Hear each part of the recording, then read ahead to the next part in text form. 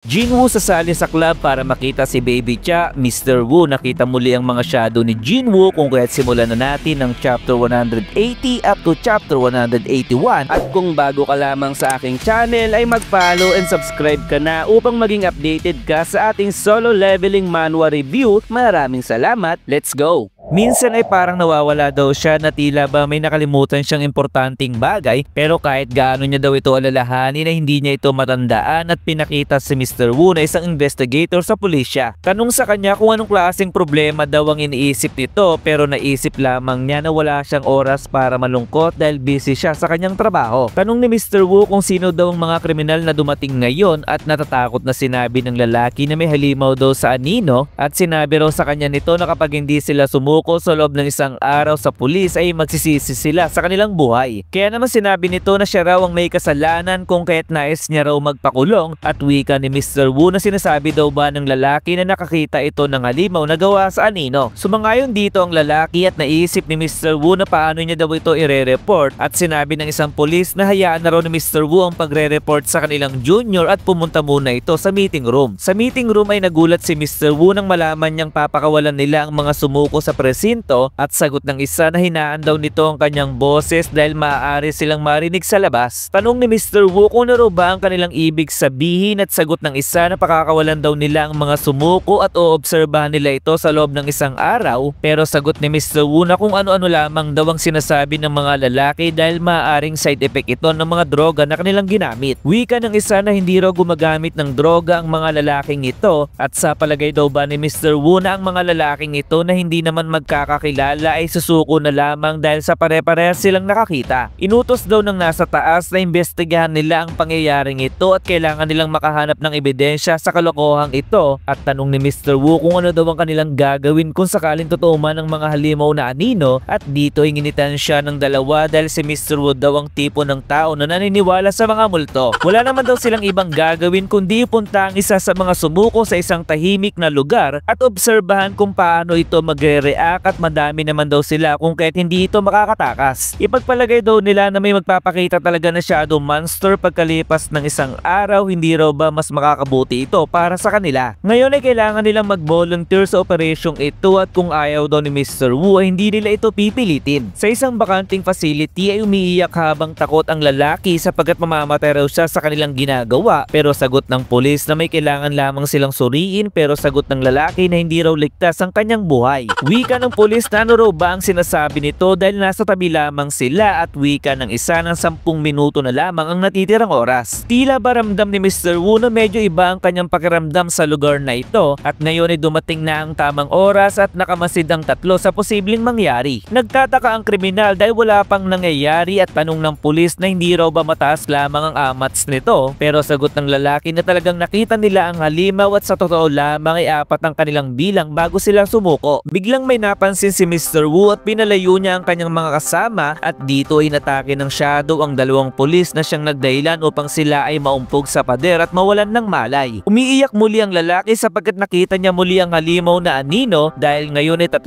langgam na sundalo ang nagpakita habang sa isip ni Mr. Woo na nagpakita talaga ang mga halimaw gaya ng sinabi ng kriminal. Napayaw ng malakas ang lalaki sa sobrang takot dahil ngayon ay inatake siya ng mga langgam na nagsani ng kanyang kamatayan. Nababalutan ng dugo ang 3 langgam habang si Mr. Woo ay napatras sa sobrang takot at sumenyas ang isang langgam na hudyat ng kanilang pag-atras habang napansin ni Mr. Woo na umiti ang langgam sa kanya. Nagtataka si Mr. Woo kung paano niya daw nalaman na umiti ang langgam sa pamamagitan ng pagtingin sa kanya na para bang nangyari na ito sa kanya noon. Sa sumunod na eksena ay galit na galit ang chief sa kanila dahil nawala daw ang kriminal na wala man lang iniwan na ebidensya at tinayaan daw ng 3 na sila ay mawalan ng malay. Tanong ng chief kung may naalala daw ba si Mr. Woo sa mga nangyari, pero humingi ito ng sorry dahil nang siya ay magkaroon ng malay ay bagsak na daw ang 2 niyang kasama. Hindi raw alam ng nasa taas ang nangyari kung kahit mas mainam daw kung tatahimik ang 3 at pagkatapos noon ay nagsaliksik si Mr. Woo tungkol sa mga halimaw na anino. Tanong ng kanyang junior na sinusubukan daw ba ni Mr. Woo na ipagpatuloy ang investigation, pero sagot ni Mr. Woo na ginagawa niya ito para sa kanyang sarili. Nagulat ang kanyang junior dahil maraming kriminal ang sumusuko dahil sa pagpapakita ng shadow monster monster at sobrang tumaas daw ang kanilang bilang simula sa katapusan ng Pebrero at sa simula ng Marso. Tanong ni Mr. Wu kung may naiisip daw ba ang kanyang junior at sagot nito na wala naman daw, pero ang kanyang tita ay nagbebenta ng mga libro at ang katapusan ng Pebrero hanggang sa simula ng Marso ay usually na simula ng pagpasok sa paaralan. Dito ay napaisip si Mr. Wu at tatandaan niya raw ang sinabi ng kanyang junior, habang sa paaralan naman ay pinakita ang likuran ng ating bida. Sumunod ay pinakita ang principal kung saan sinabi nito na may bagong pasaway na estudyante silang darating at sagot ng teacher na okay naman daw ang record ng tatay at nani ni Jinwoo at maganda rin naman daw ang resulta ng kanyang grado. Wika ng principal na tignan daw ng guro kung bakit na-expel si Jinwoo at nakita ng guro na umalis si Jinwoo ng bahay sa loob ng 2 taon at kaya daw bang i-handle ito ng guro, tanong ng principal. Sagot ng guro na kilala siya bilang Viper at sisiguraduhin niya na tuturuan niya ng leksyon si Jinwoo upang hindi ito maging pasaway at sa flag ceremony ay sinabi ni Mr. Park na tumahimik ang lahat. Nakita niyang nakatayo si Jinwoo at binabalak itong turuan ng leksyon at labag daw sa kanilang dress code ang pagsusuot ng gloves kung kahit ipapakita niya raw ang itim na dragon na kanyang tinatago. Pahiyaw na tanong niya kay Jinwoo kung bakit daw ito nagsusuot ng gloves sa loob ng paaralan at sa pagtingin ni Jinwoo sa guro ay labis itong natakot dahil sino ba naman ang hindi, si Jinwoo ang kilala bilang magsasaka ng aura. Biglang tumalikod si Mr. Park dahil sa takot at namamalikmata raw ba siya sa kanyang nakita at napagtanto ni Jinwoo at Belyo na nakita ni Mr. Park ang Shadow Army at natanong sa sarili kung ito rin daw kaya ang epekto ng kanyang daladala sa mundo. Sa loob ng room ay nilapitan siya ng isang lalaki at sinabing dati silang magkaklase noong unang taon sa middle school, subalit pinatabi siya ng iba nilang schoolmates sabay pinalibutan nila ang bida. Tanong nila kung bakit nakasuot si Jinwoo ng gloves dahil may tinatago daw ba itong itim na umaapoy na dragon sa kanyang kamay, habang si Jinwoo ay naisip na nambubuli ang mga ito sa kanilang classroom dahil pinapatanggal nila ang kanyang gloves para makita ang kanyang kamay. Wika ng isa na isang bingi daw ba si Jinwoo dahil bakit ayaw nitong tanggalin ang kanyang gloves at wika ni Beru na kung hayaan daw siya ng kanyang hari ay pupunitin niya ang mga lalaking ito para ialis sa kanya, pero hindi ito pinayagan ng bida. Kaya naman tinanggal ni Jinwoo ang kanyang guantes na kinabigla ng mga kulugo, habang sa kanyang isip na ito lamang ang sugat na hindi niya mapagaling ng maayos na siyang nakuha niya sa pakikipaglaban kay Antares, at tinanong sa mga bugok na ngayon lamang daw ba sila nakakita ng peklat. Wika ng mga kulugo na sila ay nagbibiro lamang at isuot na lamang daw ang guantes dahil sobrang nakakadiri ito, at sinabihan niya si Beru na wag itong sundan dahil ano raw ang binabalak nito sa mga lalaki. Gamit ang kanyang ruler's authority, tinalisod niya ang mga lalaki para ito ay matumba sa pinto at mapahiya sa ibang tao. Wika ni Jinwoo kay Beru na ginawa niya raw yun para sa konting pagtawa, at habang ito ay naglalakad ay sinabi ng kanyang kaklase na ibang iba na si Jinwoo kay kukumpara dati dahil hindi na ito takot sa harap ng mga nambubuli kanina. Sagot ni Jinwoo na siya raw ay nagsanay at tanong muli ng isa na sasali daw ba ito sa isang club, at sagot ng bida na may club raw siyang naisalihan. Sumunod ay pinakita ang kapitan ng track and field kung saan nais sumali ni Jinwoo sa club na ito at dumating ang mga club members upang batiin ang ating bida. Tanong ng kapitan na may talento raw ba si Jinwoo at nag-training daw ba ito dati, pero sagot ni Jinwoo na hindi niya raw ginawa ang mga bagay na yon, kung kaya't wika ng isa na bakit na gusto ni Jinwoo na sumali sa kanilang club kahit hindi pa nito nararanasang tumakbo dati. Sagot ni Jinwoo na may tao raw na gusto siyang makita sa kompetisyong ito at naalala niya si Baby Cha kung saan nasa junior division pa lamang, pero alam niyang kaya nito makapunta sa regionals dahil competent runner ito bago maging isang high ranking hunter noon. Medyo nainis ang lalaki dahil parang baliwala lamang kay Jinwoo ang isang competition, pero sagot ng kapitan na meron siyang isang kondisyon para makasali ang bida. Nakikita raw ba ni Jinwoo ang lalaking iyon, isa raw ito sa pinakamahina nilang member at dapat raw ay matalo niya ito sa takbuhan. Sa isip ni Jinwoo na malaki daw ang muscle sa binti ng lalaki at naglalabas ito ng malaking kumpiyansa sa kanyang sarili na ang ibig sabihin ay nagsisinungaling ang kapitan, habang sa isip ng isa na kung hindi raw alam ni Jinwoo na ang kanyang kakalabanin ay pangatlo sa nakarang regional competition ay paano ito mananalo. Wika ng kapitan na mas masero kung lalagyan nila ito ng pusta dahil kapag nanalo si Jinwoo ay makakasali ito sa club, at kung hindi naman daw ay maglalabay ito sa loob ng isang buwan. Sa loob ng office ay tinanong ng isang guro kung mabuti ba ang pakiramdam ni Mr. Park, at ito ay nag-smoke sa tabi ng bintana at kanyang nakita na si Jinwoo ay tumatakbo kasama ang mga club member. Tanong ni Teacher Park kung bakit daw tumatakbo si Jinwoo sa field ngayon, at sagot ng teacher na gusto raw nitong sumali sa club at sinusubukan daw ng club member ang kanyang stamina. Pang 20 na raw na ikot ang kanilang ginagawa at dahil napagod na siya kakanood ay nauna na siyang umakyat, habang sa isip ni Mr. Park na maliba siya ng pagkakakilala sa ating bida kung kahit pagmamasdan niya muna ito upang malaman talaga ang ugali ni Jinwoo. Woo. Subalit nabitawan nito ang kanyang sigarilyo at napahiyaw dahil nakikita niya muli ang mga shadow ng bida at isang ilusyon lamang daw ba ito dahil imposible na mag-exist sa mundo ang ganito klaseng nilalang. Biglang nagpakita si Vero sa kanyang harapan at hiniyawan ng malakas si Mr. Park para ito'y mawalan ng malay. Wika ni Igris na sinabi naman daw niya kay Vero na wag gawin ang bagay na yun at sagot naman ni Vero na talagang nakikita sila ngayon ni Mr. Park. Thank you for watching at i-upload ko agad ang susunod.